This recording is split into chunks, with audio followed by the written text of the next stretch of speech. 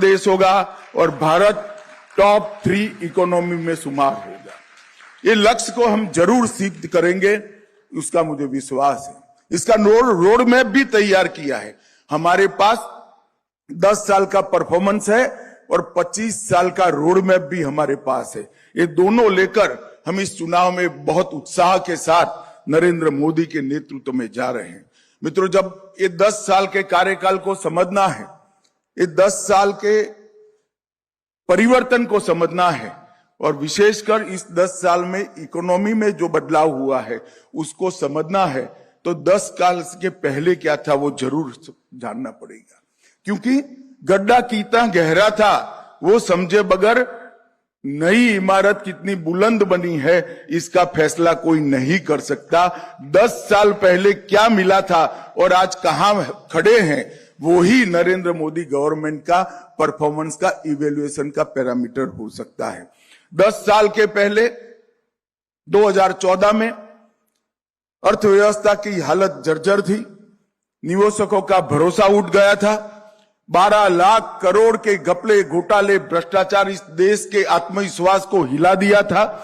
भारत में economic capitalism चरम पर था। महंगाई की दर आसमान छू रही थी। फिस्कल डेफिसिट काबू के बाहर थी। ईज ऑफ डूइंग बिजनेस में हम सबसे नीचे पायदान पर पहुंच गए थे। हमारा रेटिंग लगातार नीचे गिरता रहा जा रहा था और बैंक की बैलेंस शीट बनाने में तकलीफ आए, इस तरह की बैंकों की व्यवस्था हो गई थी।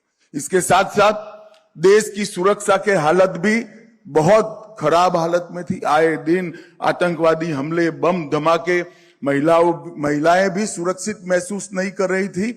और उस वक्त भारतीय जनता पार्टी ने एक निर्णय किया कि हम ये चुनाव नरेंद्र मोदी जी के नेतृत्व में लड़ेंगे और देश की जनता ने निर्णय किया 2014 में कि एक बार मोदी जी को पूर्ण बहुमत देना चाहिए और एक गवर्नमेंट की शुरुआत हुई। इसके पहले एक अस्थिरता का 30 साल का दौर था।